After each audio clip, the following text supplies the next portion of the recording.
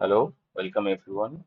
This is the fourth lecture of our course where we were learning Julia and how to do numerical computation with it. So we are still in the basics part, and in today's video we are going to learn about functions. So the main focus of this video will be to see how we can write user-defined functions, and we will then go over some of the functions that we have already seen,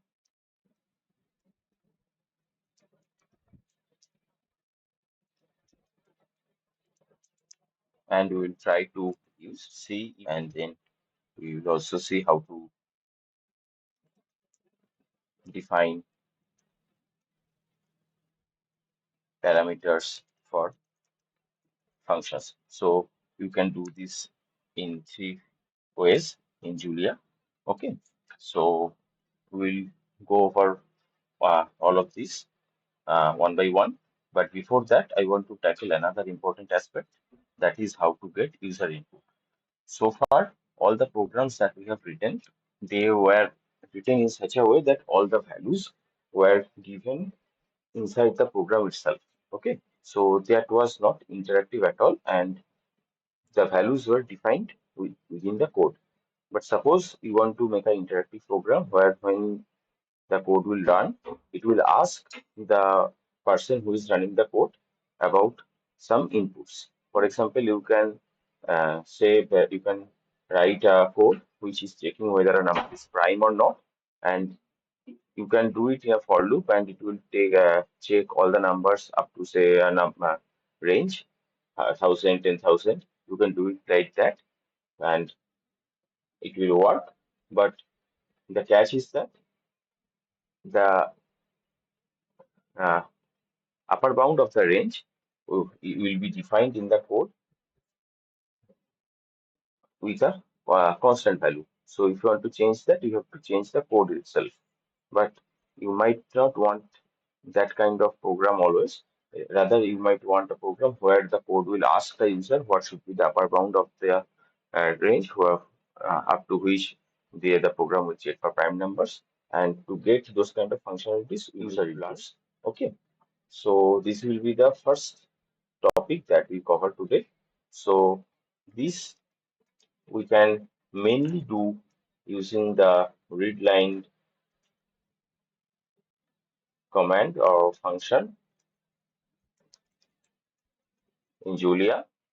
But the catch is that this function only works in the Julia REPL and when you are writing code and running it at the Julia REPL. Okay, so we have seen how you can run code using include and those Julia then file name.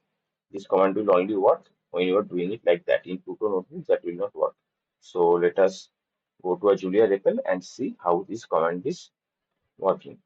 So you can just type the name of the function, and within parentheses it will not take any argument. Okay, if you give some argument to this, then it will try to think that the argument that you have given is a name of a file, and it will try to read that file. So we don't want that. We want to read the input from our user.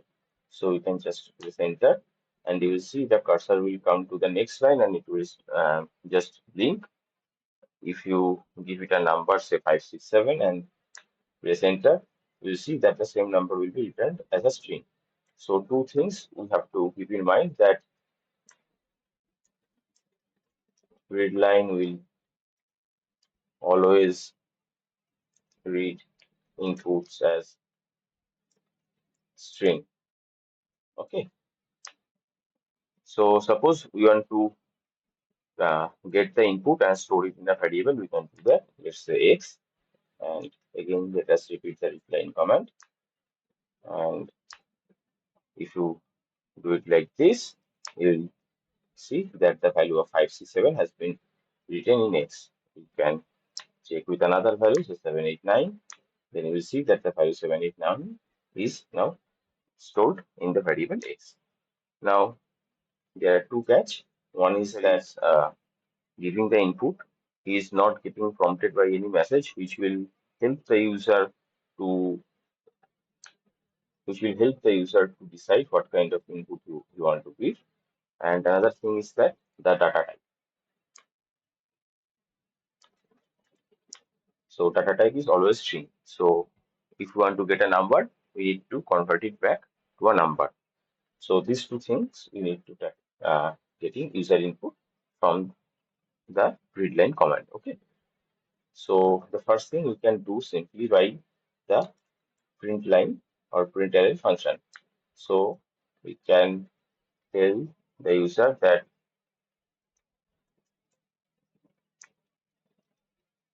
please input a number. Okay. And then we can do the readline command and store it in colon syntax to change multiple commands. Something like this, the x variable is equal to the value 567. Then the 567 value will get printed on the REPL. That is happening because Julia is just giving us the value that is being stored. So this is the result of this evaluation. Okay. But if we add a semicolon after the expression, then this will not get printed. So this is very similar to MATLAB, where we can suppress this print message by adding a semicolon. So when you are printing something very large, so when you are assigning something very large, and you don't want the whole REPL to get clogged up with numbers, you can use this to save some screen space. Okay, so we have done this. So we can see that the number is getting assigned to x properly, but the second problem remains that it is being assigned as a string. So how can we fix that? There is a function in Julia called try_parse, and that can parse these string values and as convert it to floats or integers depending on what kind of data type it is. Okay, so we will use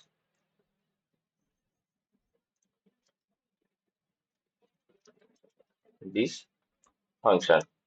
So before using this function in the readline command, let us see how this works with a small example. Suppose this is our code here. So we can just use the try_parse function like this. So we first have to specify what do you want to parse. So if you want to parse a int64, we will say that parse int64. Then if you want to do a float, we can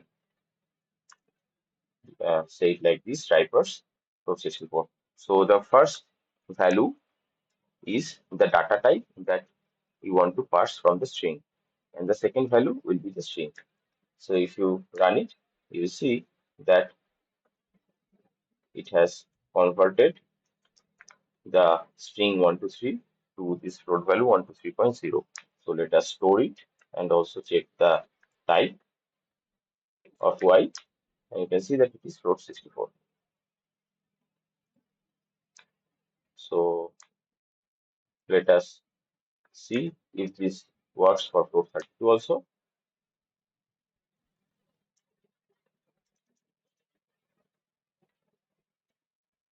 Sorry, type of y, and you can see that it is float32. Similar thing you can also do. So here you can change multiple commands also.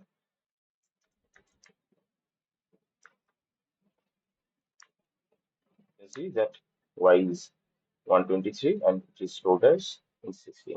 Now what will happen if we do not give it a number, say 123, and we mistakenly has given a e here. So if you run this, it will enter nothing. Okay. So this we have to keep in mind that if your input has any character in it, then this try_parse will return nothing and your program might fail. So you have to put a case for that also. Okay. So we can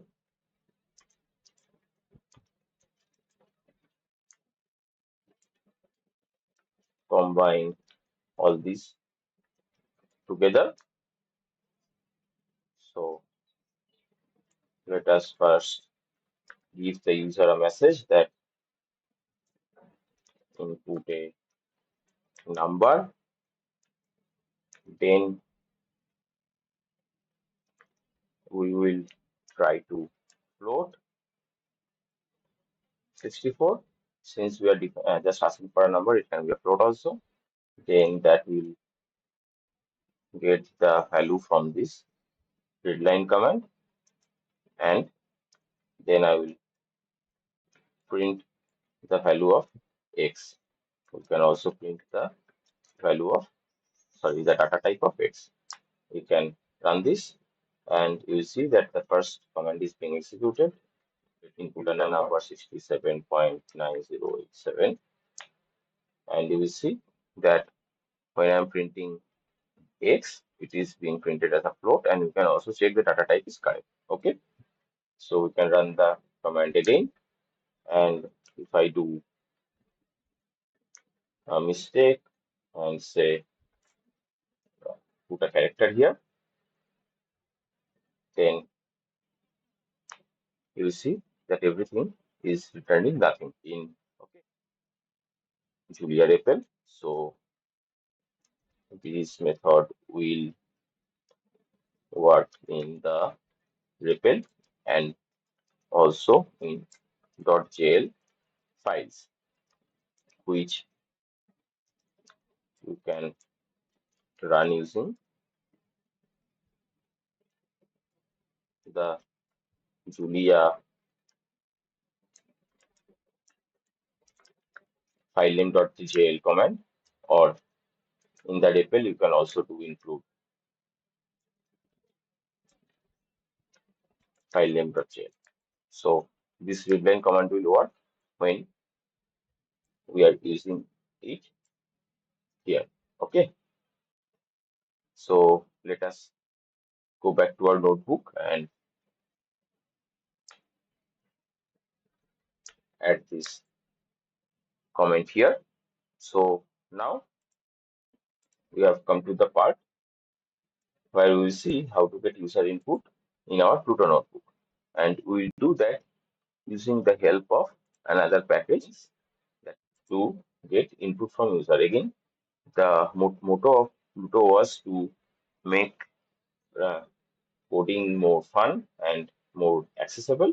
And this is one of their effort, so that the user who is interacting with the code feels nice about the interface. So he doesn't have to just give values in a command prompt. He can also use sliders and those things. Okay. So we'll use this package. So to use it, we first have to use import the package, or say that we are using this package. So our package name is Pluto UI, and you will see when in a Pluto notebook you are writing something like this, which you will do for every package. This using Pluto UI, this means we want to use the Pluto UI package. An alternate will be to import Pluto UI, and we will see the difference in action in a later video. Okay. So the basic thing is that when you are using the using keyword, then all the functions defined in the Pluto UI package will be in your namespace, and you can just use this simply by running the by giving the name of the function. But when you are using it with the import command, then you have already seen an example of this.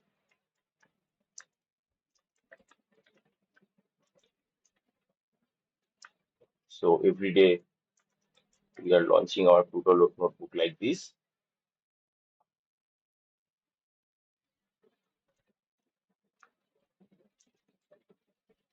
Okay.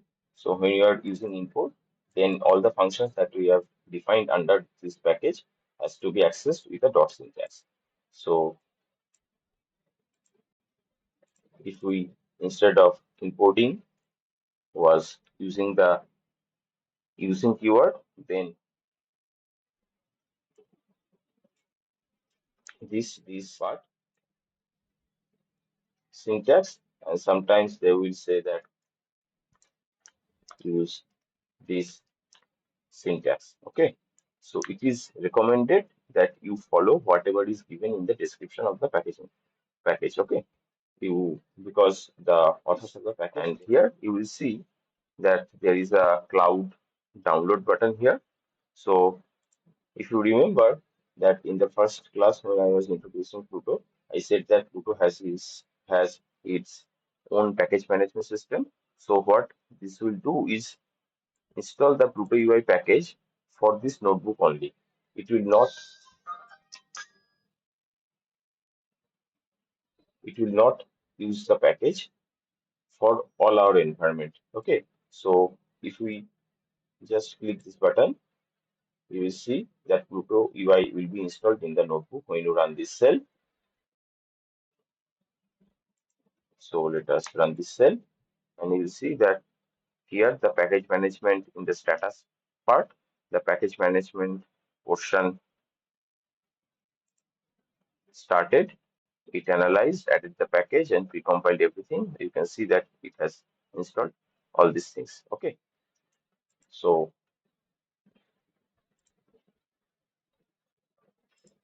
to check, you can go to your Julia REPL. Okay,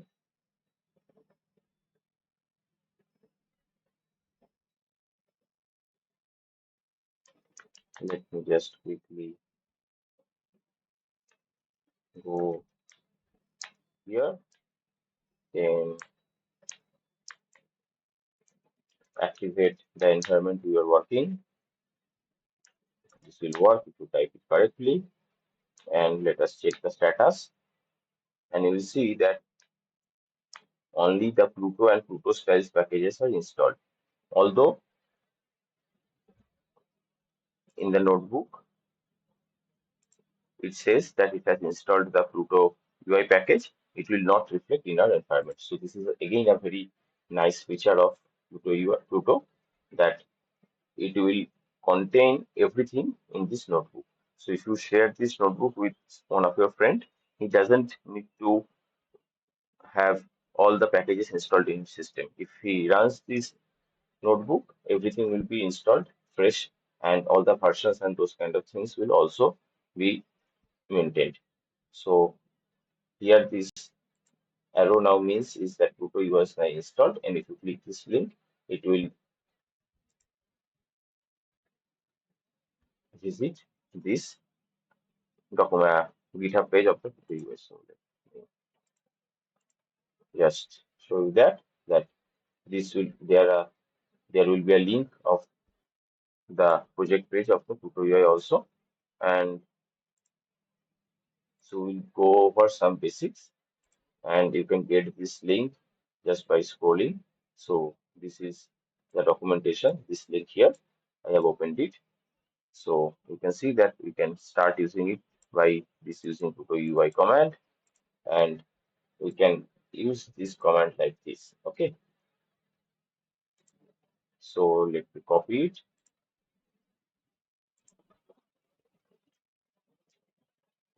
So what I is to 15 to the variable x. So then let's see what this is giving us, and you will see that this slider function will generate a element like this, which is a slider. And if we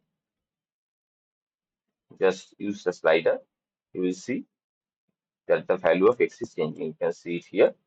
Since Pluto has this feature also, that particular variable. So here, since I am calling x here, when I am moving this slider, the value of the x is changing, and that is also being reflected in the output of this cell.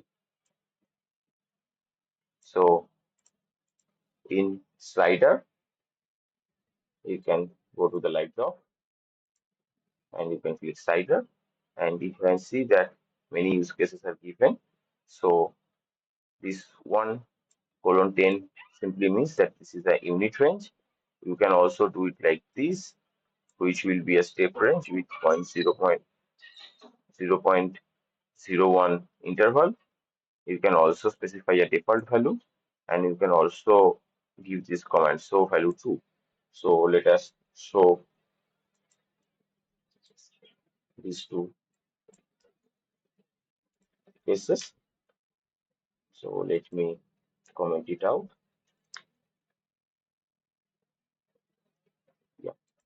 So let us cut it for this for now.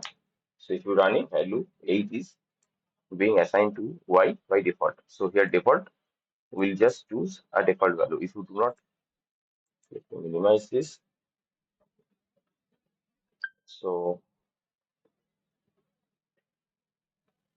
if you say that the default is 5, then you will see that by default it will choose the value 5. But you can again change the slider to change these values.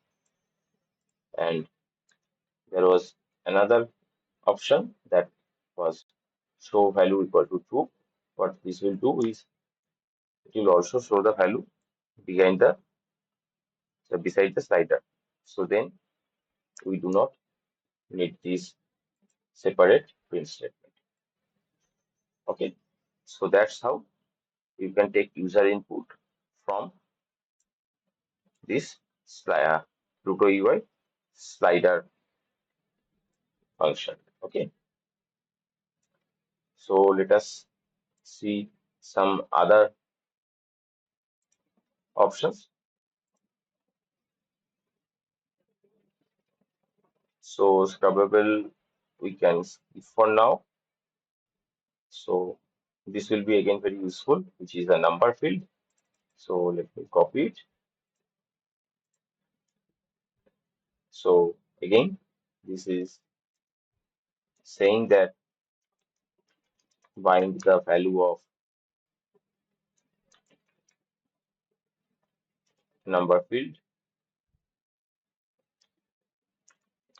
to the variable x. You can say that show values. Let me check whether this option is available. See shortly why. So let me quickly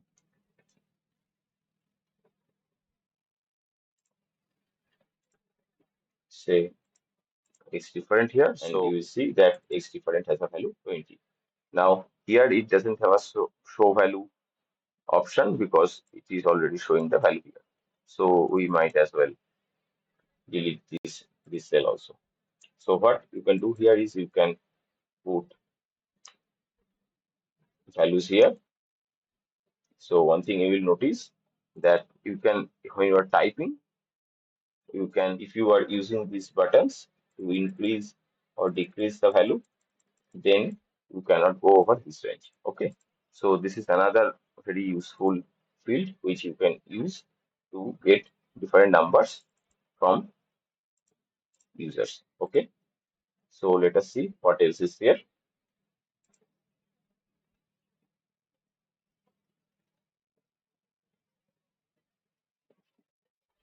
So one thing is checkbox, another is text field. And I think these two, there is select also. So I think these three will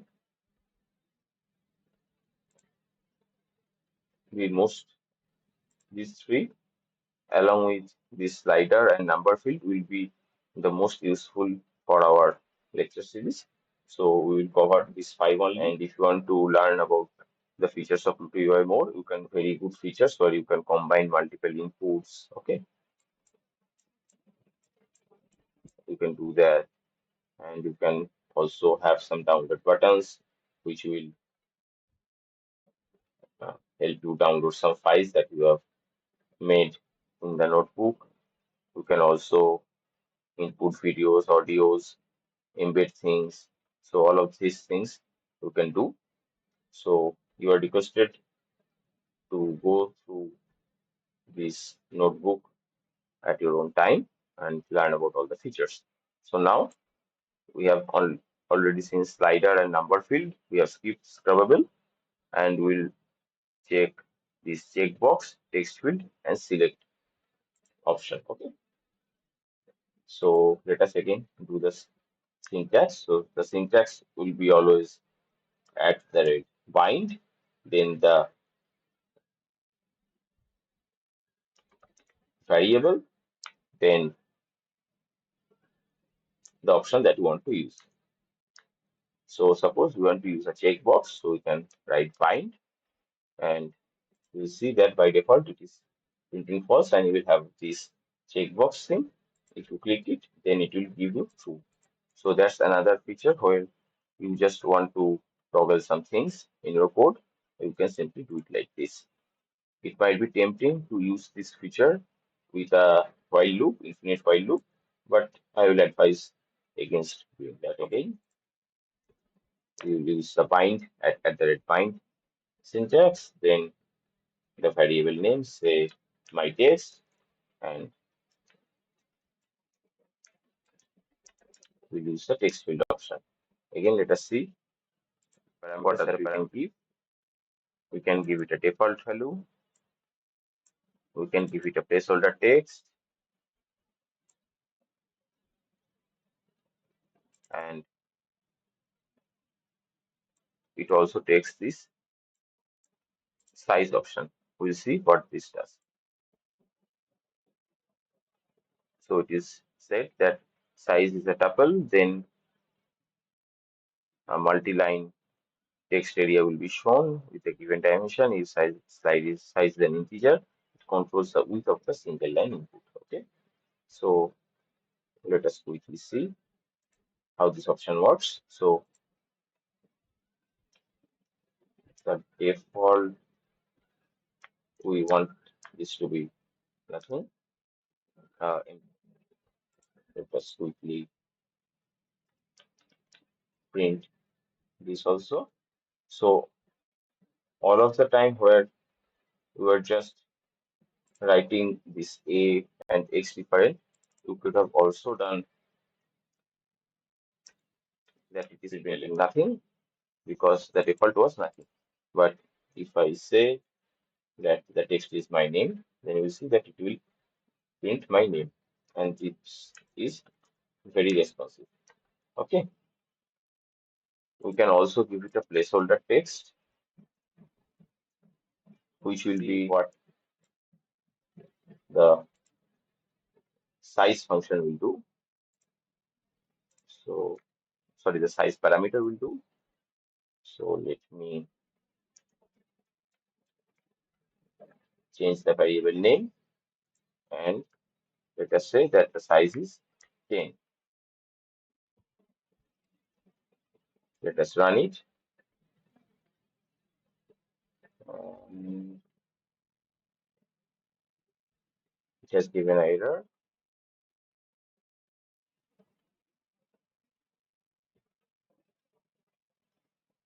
Let me just quickly check the documentation.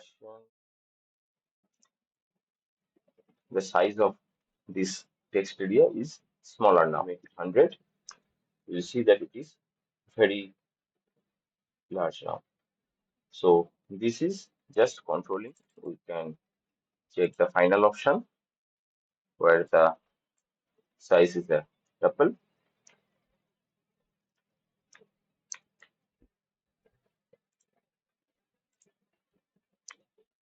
Let me change the name of the variable, and you will see that this, when this is a tuple, This will give you a rectangle where you can type your text, and the first thing, height of 5 will be good. So if you want to type a paragraph or something, you might want to type a paragraph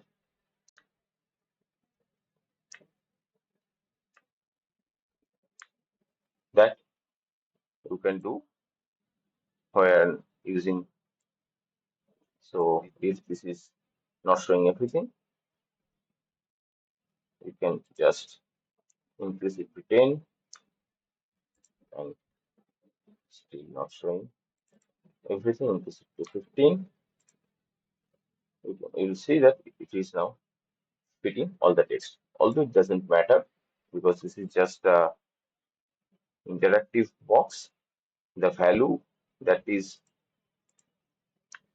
storing this text as a string will have here.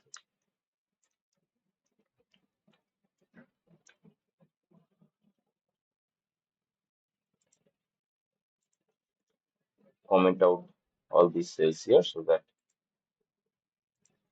they don't take all this space in the notebook. Okay, so everything is commented out. Let us now just see the select function. Again, we'll use the bind at the red bind syntax.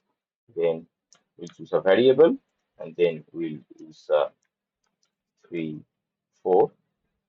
And what this will do, this will give you a drop-down menu where you'll be able to choose from these array elements. So what will happen if you make this a matrix? Will run into error. Okay, you cannot pass two things. This has to be one. Okay, so you can print. Okay, so what are functions in a programming language? Before learning how to write functions, let us have a clear idea of what functions are and what they are used for. In programming, a function is a reusable block of code. So suppose you have written some code and you want to reuse it, then you can turn it into a function. So a function is a reusable block of code that performs a specific task. For example, we have seen that we were finding perfect numbers, Armstrong numbers, those kind of things. You can get that part of code and turn it into a function, and then that function will only check for perfect numbers or only check for uh, Armstrong numbers. So, in essence, it's like a recipe containing a set of instructions that are executed when the function is called.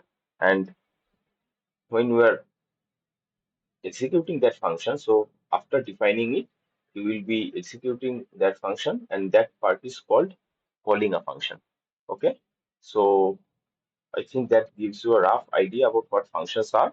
And these are fundamental coding blocks, and these are very useful for organizing your code, reusing your code, sharing your code.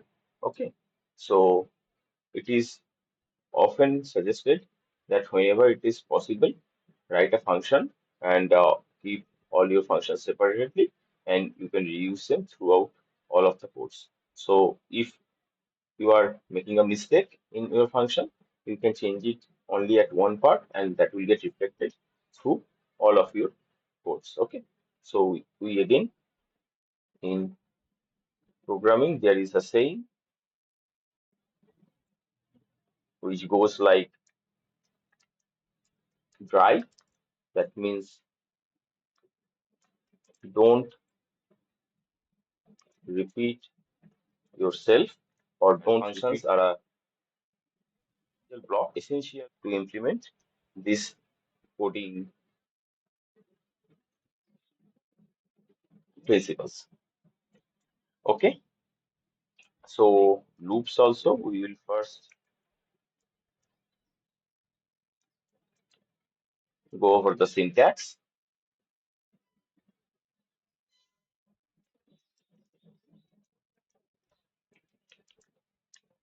and then we will see example.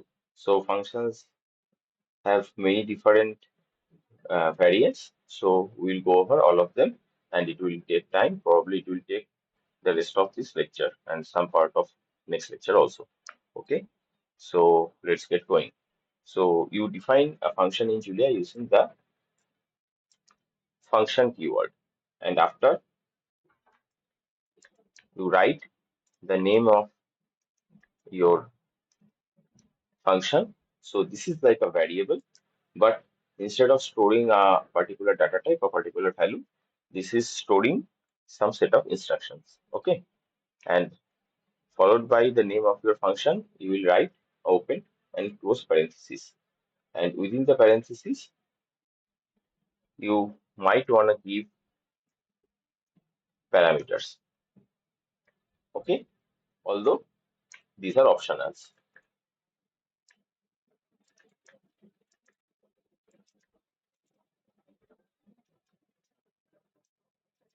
You can have a function that is the set of instruction that you want to reuse whenever we returning from a function is optional. You can have a function which does a set of job and doesn't return anything. Okay, but in Julia, this is recommended that if your function does not return a value, for example, if you're checking whether a number is a Armstrong number or perfect number, ideally you give you a true or false value, right? So you can do that using this return keyword. But if you have one function which is not returning any value, then in Julia you want to specify return nothing. Okay, so this is recommended for Julia. And again, after we have done our reusable, after we have done writing our reusable code, after we have done returning what we want to get from the function, we have to use the end keyword again. So this is again just which one must obey, otherwise your code will give a syntax error. Okay, so this is the general syntax of a function. There can be changes. It can be written in a shorthand way also.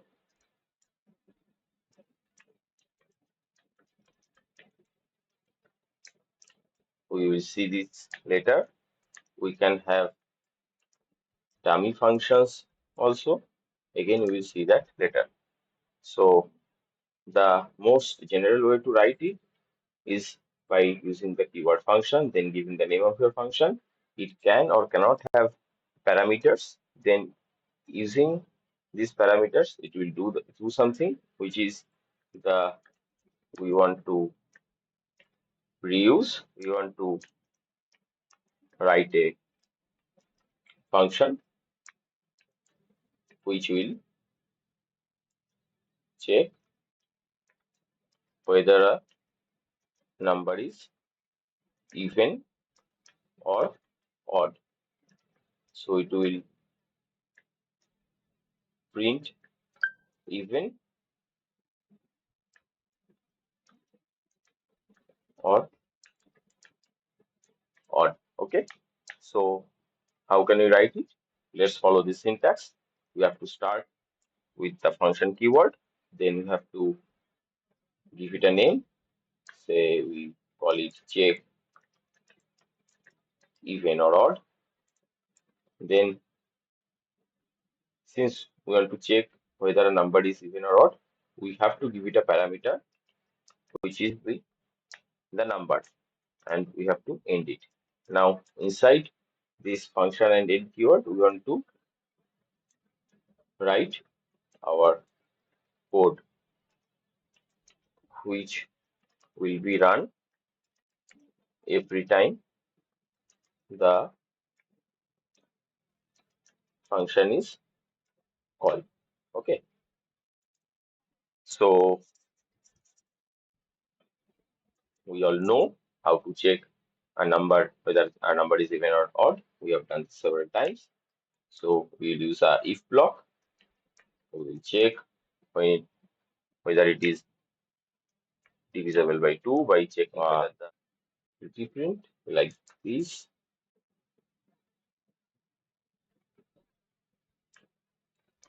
We can just print a sentence.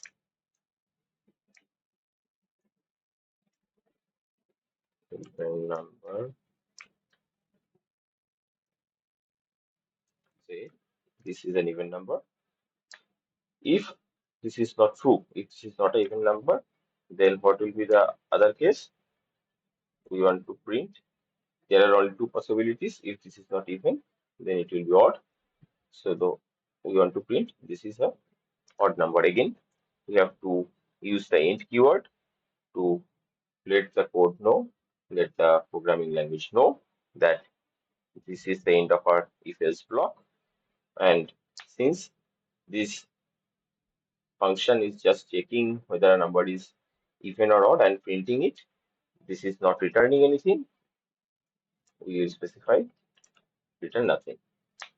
And let us run it. So there was no error. But you see, it is not doing a definition of a function where we have just written the code which we want to use. Now to use it, we have to call a function. Okay. How do you call a function? We use the name that we have given it. Here it is check even or odd.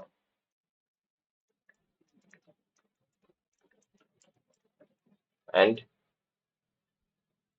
within parentheses, you give parameters. If you run it without parameter, it will give an error message. Say it will say method error. That means there is a problem with this function or method.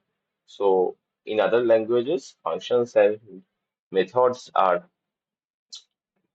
as the same thing, but in Julia, functions are representing this name which you are using to call, and the method is dependent on which kind of variables this function is taking. Okay, so this is again delving into the multiple dispatch territory we will talk about later in this video. So just for simplicity here, this error means that you do not have any method called check even or odd which will run without any parameter. Okay, it will also say that the function check even or odd exists, but no method is defined for this combination of argument types. That means we have not given any argument. For no argument is another argument type. So for that case, the function definition is not defined in our code. What is defined? Closest candidates are check even or odd. That will take any argument. So this will take any number of data type any. Okay. So not any number. It will, in principle, we can pass strings also, but that will give you a error for your code. Okay. So again, this message is saying that you have a function named check even or odd, but that takes one parameter as an argument. But when you are calling this function, you are not passing that argument. So I will throw an error. So what we can do is we can give it a number, say 10. And then you will see the error disappears and it is printing that 10 is an even number. If you pass 1, you will say that this is an odd number. What will happen if you pass a float? You will still see that this is giving even or odd. Now, what will happen?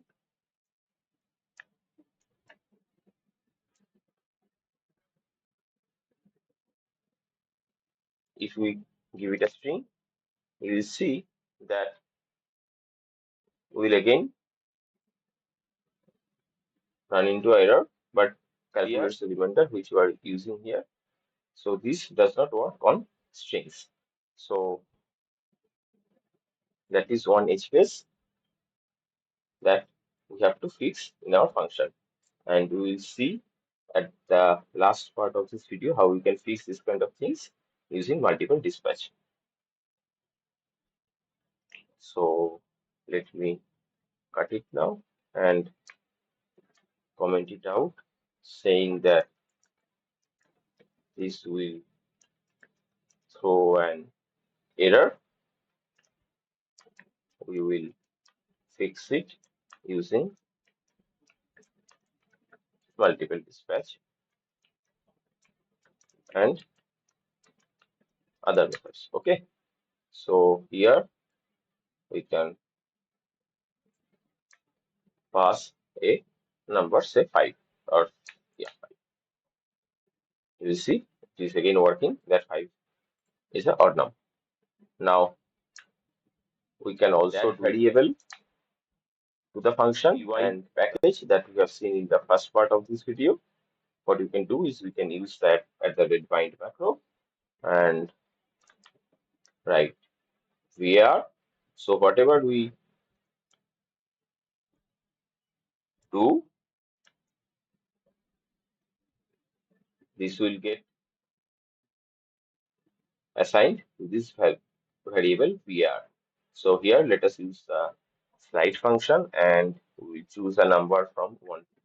The default will be 1, let's say, and we'll also show values. Okay, and and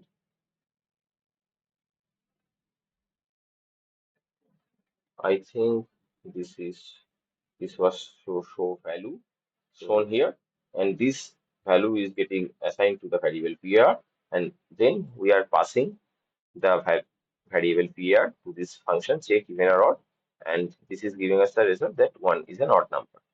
So if you change it, you will see that as you are moving the slider, the value is getting changed, and the function is showing us the output based on the current value of the slider. So it will go between odd and even like this. So this is a nice use case for our slider function. Okay. So now let us also see this using, so let me call it var1, and let us also define var2 where we'll use number field. This does not take show value parameter. So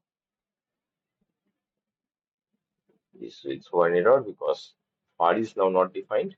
I have defined the variable as var1 and var2, and I have to run this one also. Okay. So this number field, we can also change the numbers from here. We can put any numbers, say, okay. So you can see we have written this chunk of code and we can reuse it whenever of calling it on a button.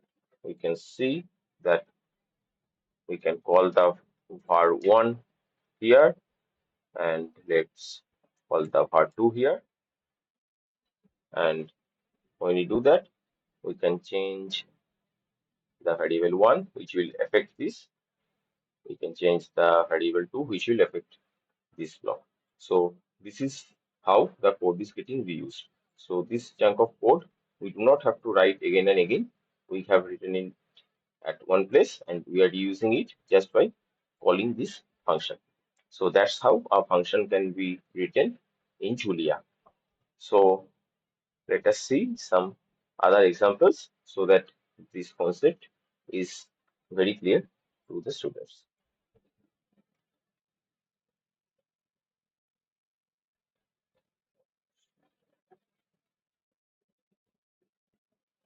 Okay, so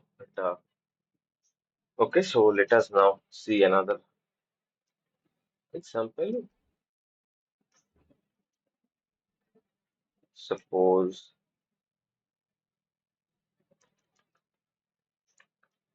we want to write a function that will add to numbers. Okay, so how can we do that? So let me modify the statement a bit. Summation. Okay, so how can we do the parameters num1 and num2, and within this block we will add the numbers. Okay, so addition, this variable will store the value after we have added these two numbers, and we have to return the value. We can use the keyword return, and we can return the. So let me fix that, and now you can see that this is working. I can again pass integer and floats, and this will again use the promote function to fix the data type. We can pass 1 and 5. You'll see that this is giving us the correct result. Now we can also pass two variables. We have defined two variables here, and what we can do is we can change the slider to say 44 and make it 55. Then the assumption will be 99. We can also change it to say 4 and make it 62. Then the assumption will be 66. So the changes of these values will be reflected on this function also. Okay, so now let me quickly show you one thing, that is the plus operator on strings. So we have seen that this plus operation can do addition. It can do some other thing on string. So what it does, it will concatenate strings. So if you have one string, say I am, and if you have one string learning Julia, if you use the plus operator,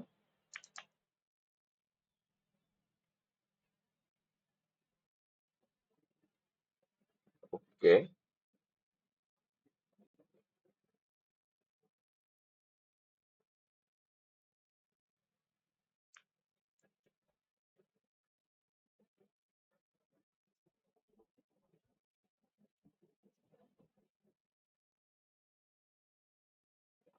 okay, so this works on this Pluto UI functions or user input slider and now field also. So again, this function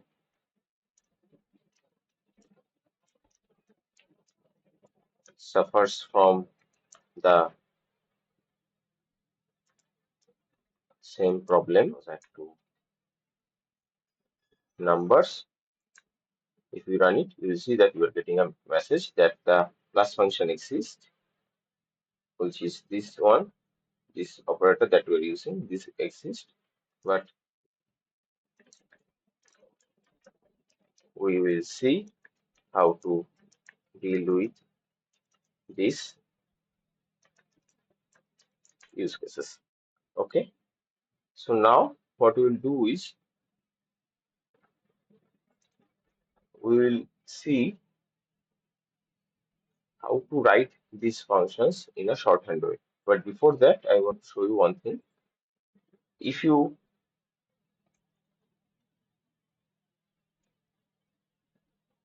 let me comment out this part. So here we wanted to return the addition variable. So we mentioned that it is returning addition using the return keyword. If we do not use the return keyword, you will see that still the program is running. What is happening is that when you are not returning anything, then it will return the result of the last expression. So the last expression in this function is addition equal to num2 plus num1. So what will happen is that you will see that if you do something like 10 plus 5, then it is returning 15. So the function is just returning the last value that it is generating. So we use the semicolon here, is evaluating the result from the last expression that it is evaluating. Okay. So what is the catch here? Suppose you want to also check something else, say just check if num1 is greater than num2. You can check it using this operator. Now, if we run this, you will see that it is not giving you the value of the addition variable. It is now giving you true because our num1 is 75 and num2 is 40. So 75 is greater than 40. So the last expression here is now this num1 greater than num2, and it is showing us the result of the last expression. So if we change it to something smaller, you will see that this is false. So whenever you are not specifically saying what to return, it will only return the result of the last evaluation.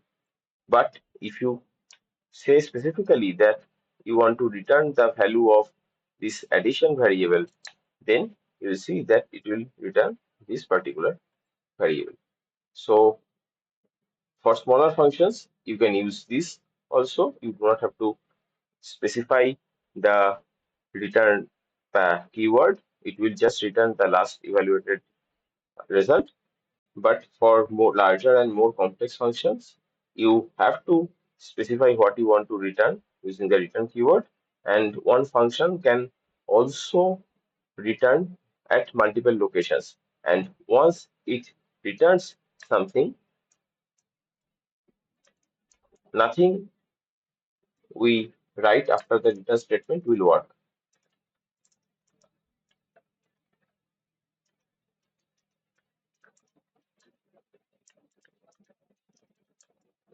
Okay, so we can say that println, this is the return statement. We can run it. We'll see that this message is not being printed. If we just comment it out, you'll see that since we have not returned anything, this is the last thing that is being evaluated, and this is printing. If we return after this, you will see that this will print as well as return the value 75. Okay, I hope you have understood all the use cases. So let me just reiterate them once again so that this is very clear to all of you.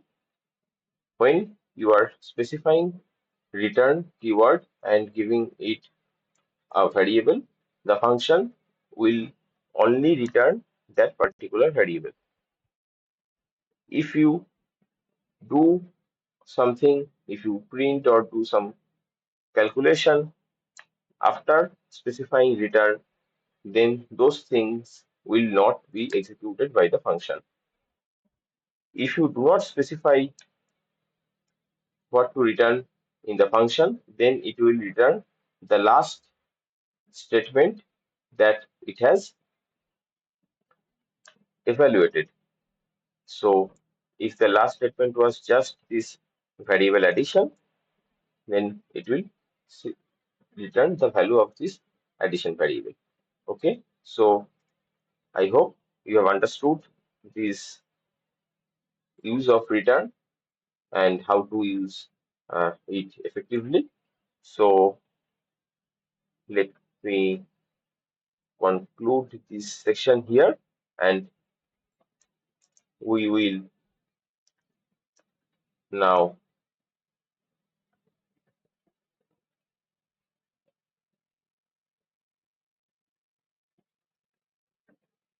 write functions in a shorter syntax. Okay. Now let us check the other case also, where we want to have this parameter take a default value, but we want to print this one. Okay. So one might think that you can print, give it like this, but 9. See, so the second parameter here is being assigned to B. If you do it like positional arguments, okay, so it depends at which position you are specifying them, and it will always assign that value to the variable in that position. Okay, so always based on the position of the values passed. Okay, now say that we want to do this case where 3, 1, and 2, but that will give you an error. So how to do this? So here comes our next topic, which talks about positional and keyword parameters or arguments. So in Julia, you can define a function with positional as well as keyword arguments. So how can we do that? Let me copy this function altogether.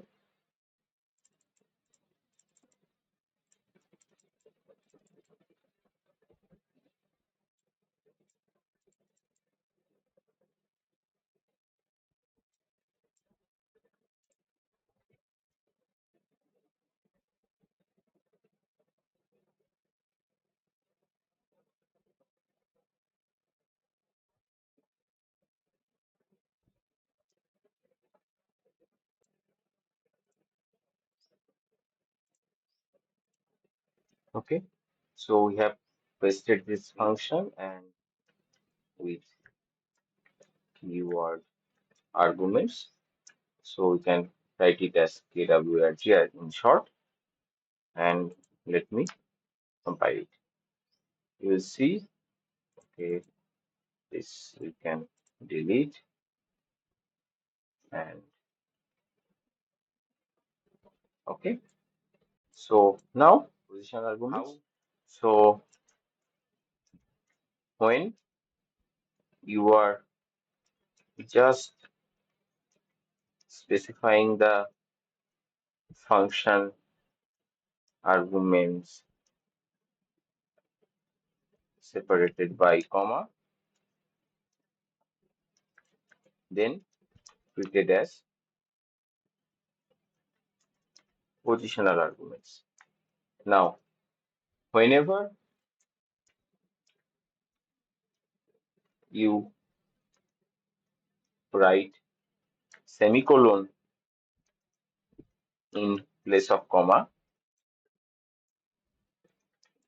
every argument after that will be treated as, you just have to specify the value. So have to write the name of the argument. So, but you can do that by separating them with comma also. The semicolon is only necessary when you are defining the function. So here, every parameter is defined by separating them with comma. So these all are positional arguments. And when we are running the function like shown here, this will assign the values that we have passed to these parameters based on their position. If we assign 1, then it will only get assigned to A. If we assign 3, then it will get assigned to A, B, and to print respectively for the first, second, and third variable passed. Now, whenever instead of a comma, we write a semicolon, every argument that we have written after that semicolon will be treated as a keyword argument. And to give the values of the keyword argument, we have to always write the name of the argument. So let us see this in example. So suppose I want to change, okay, let's first do this. I want to change this comma to a semicolon. So what will happen? Two things will happen. Okay, you will see that it is now saying test function with keyword is a generic function with two methods. The first method was when I defined the function with this comma, and the second method is when I'm defining this with this semicolon. So let me, to avoid the confusion, let me just rename this function. Okay, yeah. Now this is our function, test function with keyword 2, and when we are calling that function,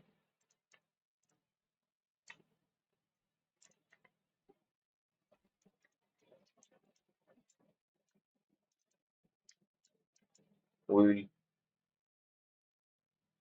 first specify the positional arguments, say it is 1, and then we specify the second positional argument, which is b. This function, but after it is defined of the parameter also. So suppose we want to do it like this and to run this test case. So let me copy it.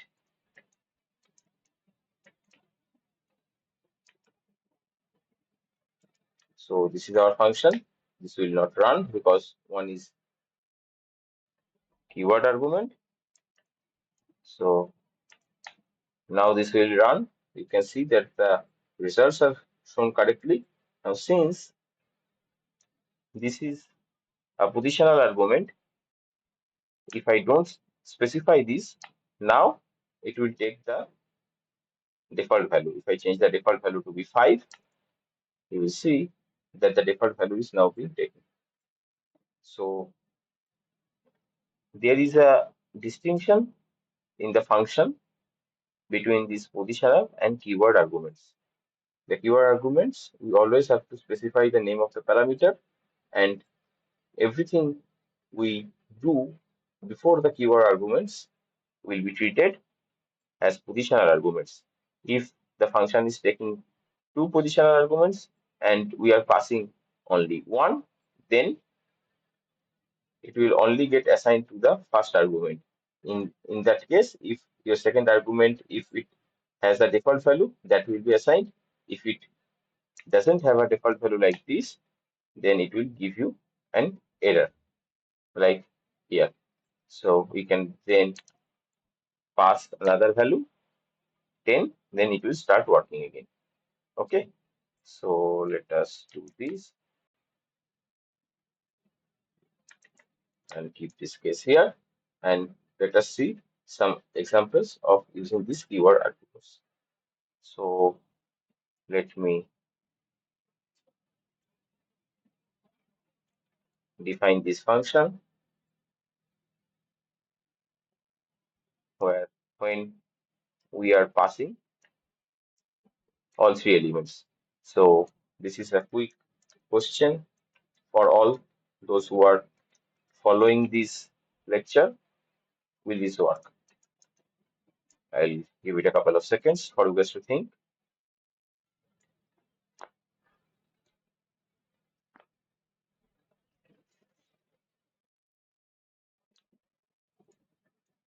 Let me add the other case also, which I asked as a question, and comment it out so that it doesn't give error, and write the answer. Okay. Now this is working. So let us check another case. If we don't pass anything in the positional, if we assign a default value to our positional argument, then we can do this, and you will see that it is taking the default value of that. Now here since all of our variables have default values assigned, we can just call this function without anything, and you will see that it is taking all the default values. Okay, sorry, it was false, so the print message was not shown, but you can easily verify that A is 10 and B is 5, and their summation of their square is 1 to 5. We can do this also.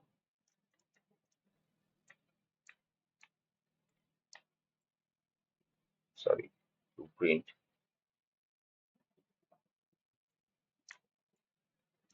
true. We can do this also. We can also change the order of the keyword arguments, and that will still work because we are specifying the name of the column here, but programmatically this is same as this. Okay, so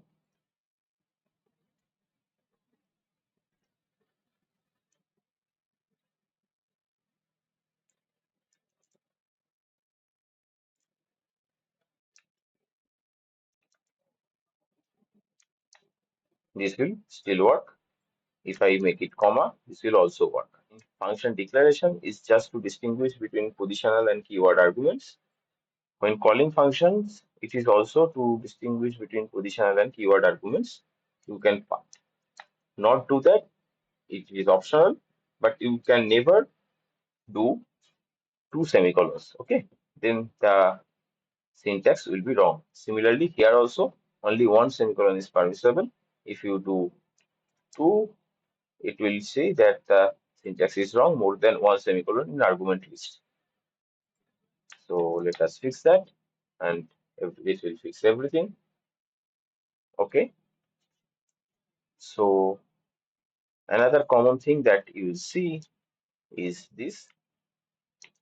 In some functions, when you are not specifying any positional argument, which is all the positional arguments will be having a default value, either that or you will not have any positional argument, then you can write it like this also, just for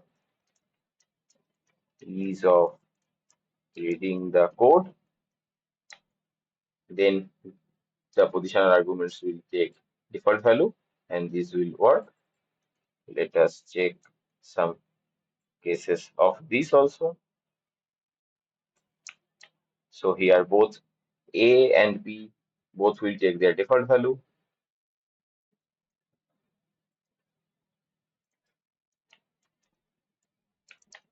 Do this also, which will not print.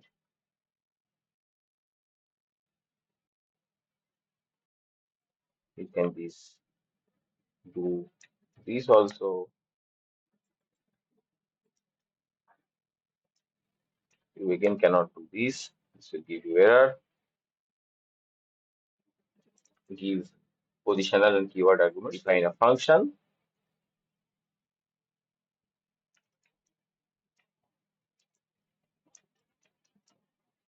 which will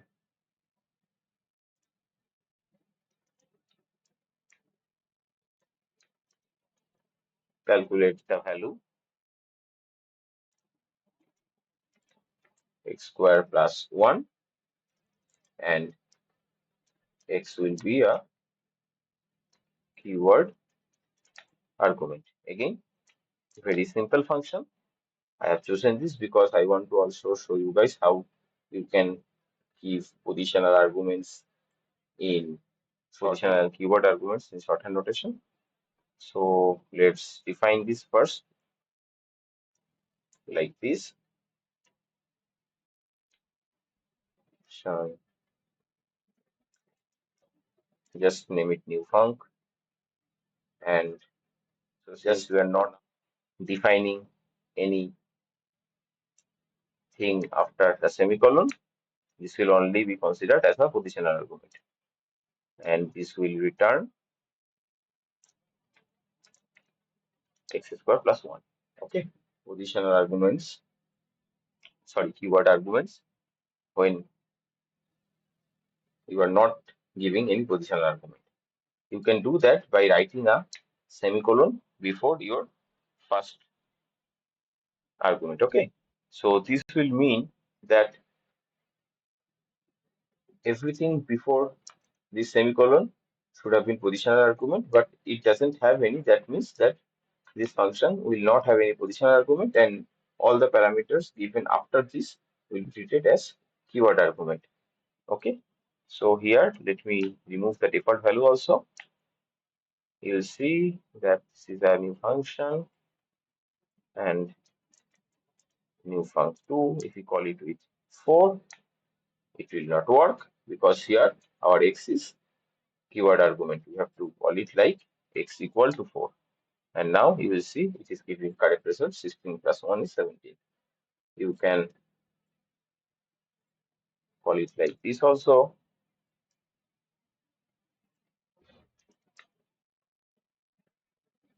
This will not work. It is uh, the difference between positional function f, and this will again do the same thing that was being done in this function. F1 will be a function which will return this value.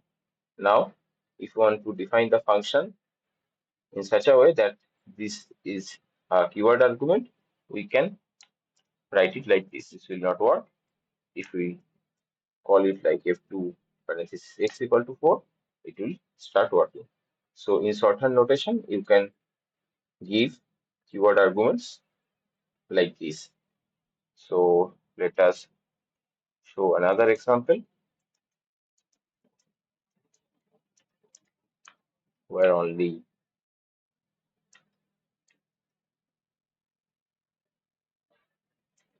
one positional and one keyword argument will be required. In shorthand notation, we can call this function f3.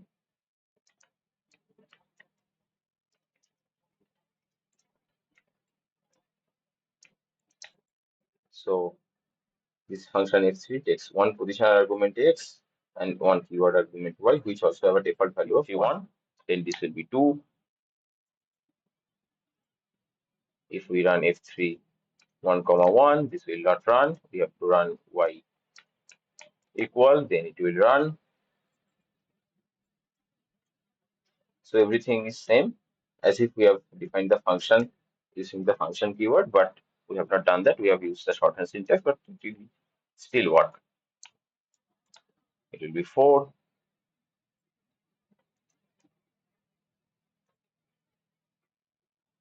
We can omit the positional argument, then it will again not run because we don't. You have completely understood the difference between positional arguments and keyword arguments and how to define your functions with both of them in the shorthand notation as well as with this functional and keyword.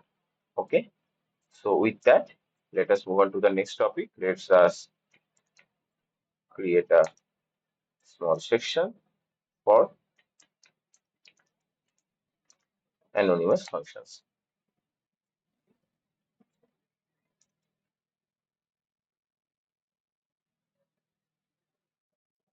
So in Julia, anonymous functions are functions which there are some methods or functions which takes the name of a function as an input. Okay, that an example of such function which takes a function as input will be the map function,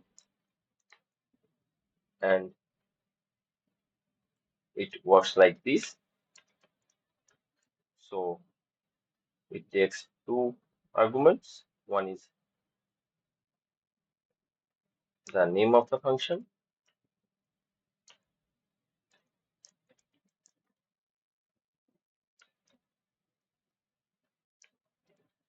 just name. You do not have to specify anything here. Okay, no parentheses, no parameters, and then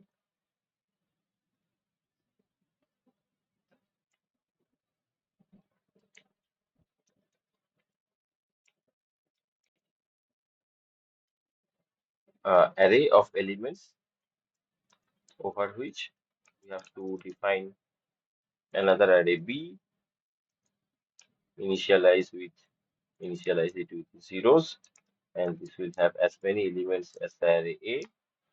Then we'll have to loop over the array elements of I, but we just cannot simply loop over it because we also have to assign the square root uh, values to this element. So we have to loop over the indexes of I.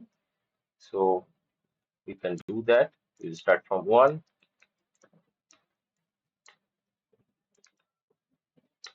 and go up to the length of A. Then AI will be our element, and we want to perform square root. Negative values are also accepted here, and we want to assign this to the B array. Then if we print B, you will see that it is doing square root of every element. So square root of 1 is 1, square root of 4 is 2, square root of 9 is 3, square root of 2 is 1.414, square root of 3 is 1.732. So these are common values that have worked with so that you can check that this is working. But again, for this simple task, we don't need to write 7 lines of code. We can use the map function. Okay, we can use it like this. The syntax is map will take one function name and it will take elements and array which is storing all the elements over which this function will work. So this will be this function that we are specifying as the first argument that will work over all the elements of this array that will pass as the second argument. So you can see this is a perfect use case of this map function. This can be done with map function very easily. So the function that we want to do is square root and our elements are A. If we do that with this simple code, you will see that we are getting the same result. We can also check whether it is equal to B, and you will see that it is true. So that is the use of map function. And here, the square root function that we are passing, here we are just passing the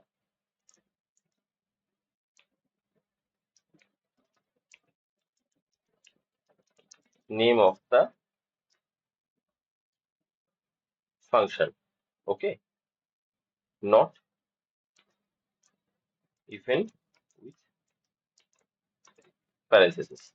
So this is one case where suppose you want to pass one function name, but that function is not defined in Julia's inbuilt methods. So you have to define it by yourself. So suppose we want to pass, we want to double all the elements in this array. So I know this is a silly example because you can simply do this and that will double all the elements in the array. But suppose this is a complex, we have a complex.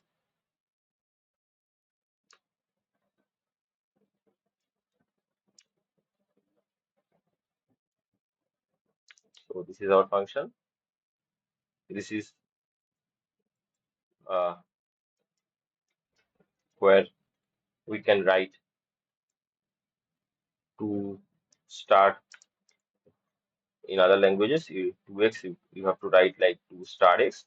But if it is one integer and one variable in Julia, you can also write it like this. Okay, or simply we could have done like this also.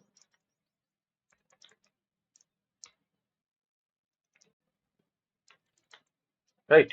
Now suppose we want to use this function on all of these values of A. So with the map function, we can use it like this. We have to pass the name of the function Then we have to pass the array. And you will see that it is returning the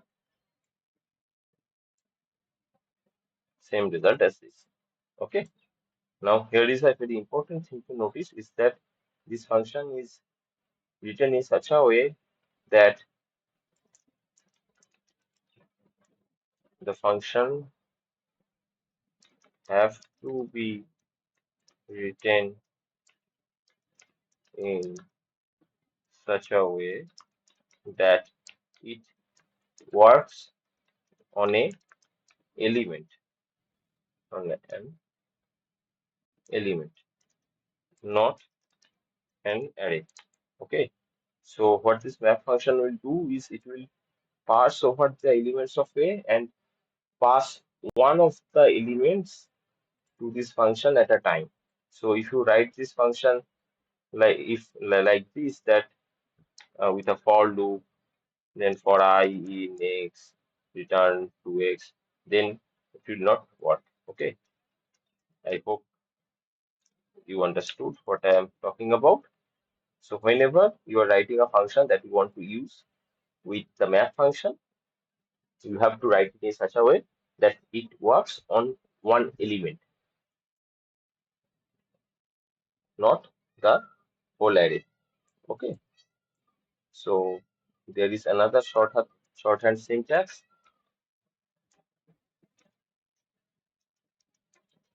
the dot syntax, which also can be used with this kind of functions which work on an element to parse over the array. So we can simply do like this. So the equivalent of doing map square root a, we can also do call the function of square root on a, and this will give us an error saying that the function square root exists, but no method is defined for this combination of argument types, and the argument here is a vector which is taking in 64 elements. So we don't want the function to work on a vector, rather we want the function to work on this in 64 elements that we can specify using Square the root dot instead of simple square root. Then this dot will signify that this function will work on each element of A, not on A itself. You will see that now it is giving us the same result. Similarly, we can use this dot syntax on user-defined function also. So we can run the double element function with dot syntax and see this is working. If you do it,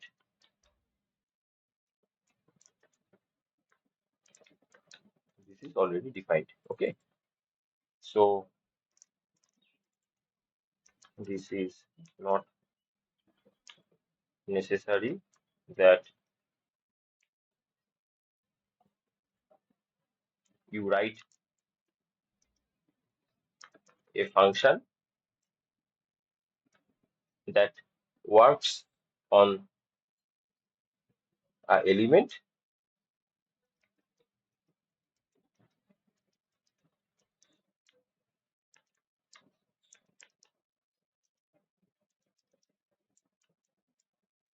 and this is in programming called broadcasting. So when you are using this dot syntax to run over this syntax to run this function on each element of A, this will be called broadcasting. And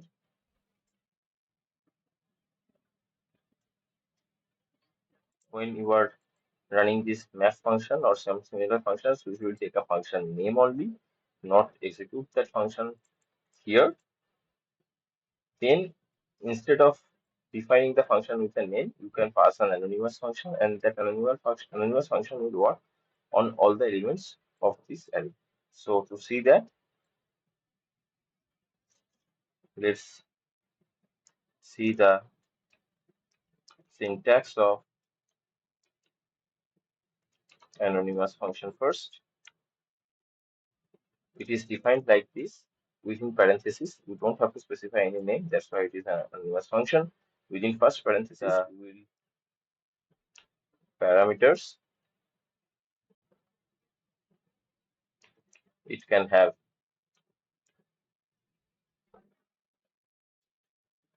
keyword arguments also.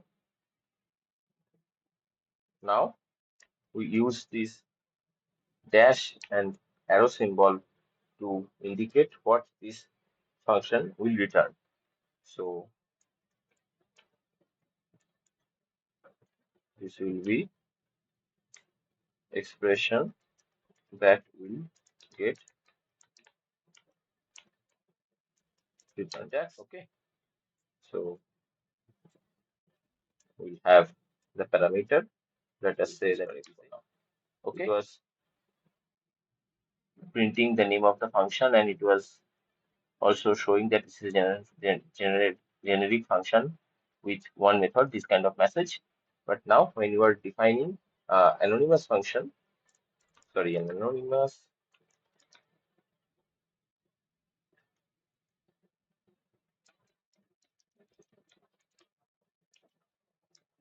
then it will assign that function with this hash 13. Okay, you cannot run it normally because hash symbolizes a comment. So how do we run it? We cannot run a function, anonymous function that is defined like this, but we can do one thing. Suppose we want to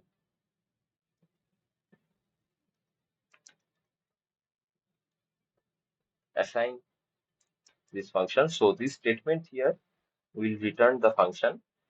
That's what it is being returned here, a generic function with one method. And we can assign that function that is being assigned, that it's being to a variable, say f. We can do that. Then we can run f of say 20, and this will return 3x 60. But simply we can also do this to define an anonymous function. Now let's see its use in with the map function. So with map, we can do map fa.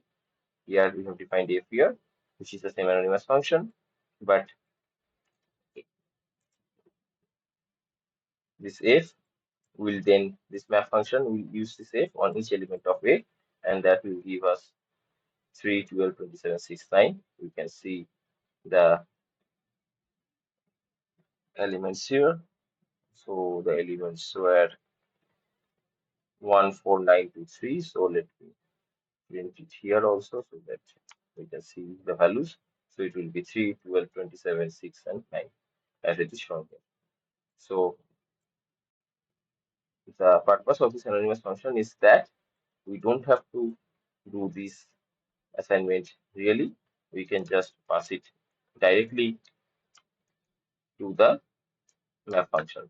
So in the first argument of map function, we will just define the anonymous function, and then we'll pass a, and that will also use the function name that is being returned by this, and on all of the elements that are stored in a, this function will get. I think we are very close to the 2 hour mark, so let's do a recap for today. We have done these, we have done this also, this also. Okay, so the problem solving session and multiple dispatch remains. We also,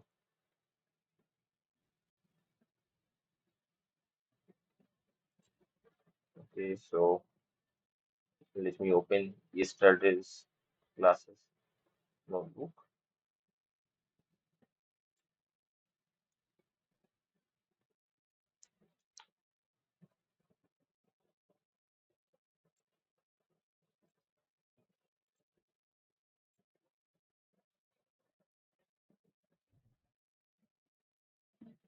So we thought we will cover in this class: writing functions that we have done, position keyword arguments, default function parameters we have done, user inputs we have done.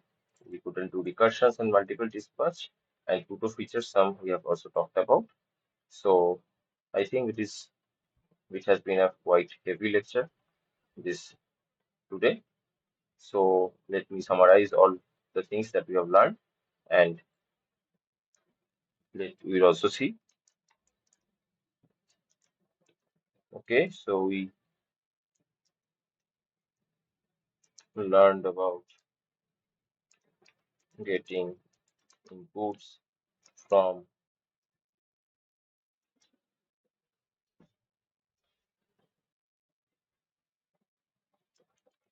both in REPL and in notebooks. We learned about functions, them functions.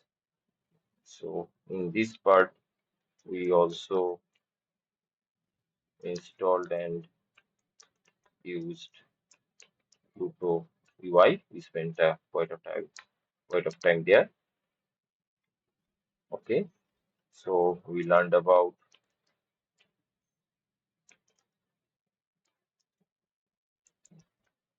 anonymous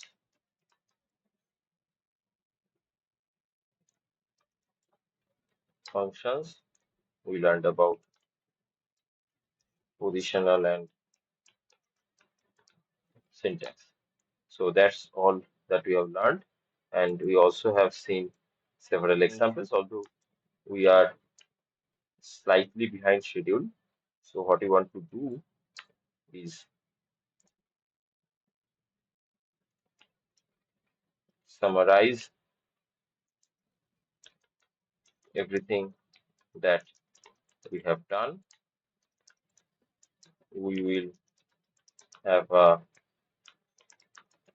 problem solving session also. We will look at multiple dispatch.